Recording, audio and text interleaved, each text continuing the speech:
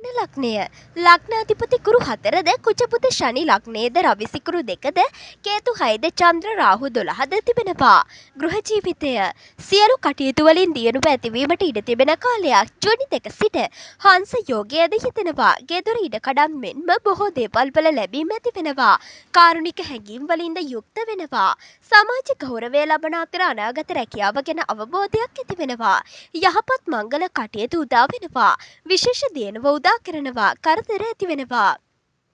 ප්‍රසිද්ධිය ගෞරව අපේක්ෂා කරන අතර ඒවා ලබා ගැනීමටද හැකි වෙනවා.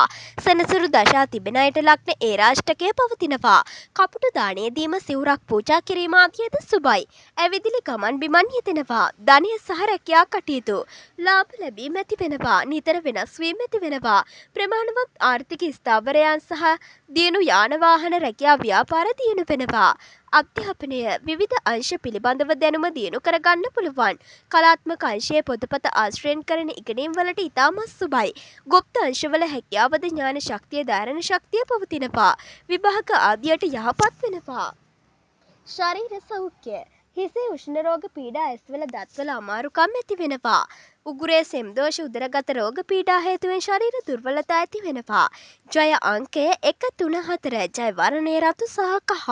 ජය තිනේ ඉරිදා සහ ගුරුදා. ජය මැණික් පලිකුල්. ජය මාස දෙසැම්බර් ජනවාරි.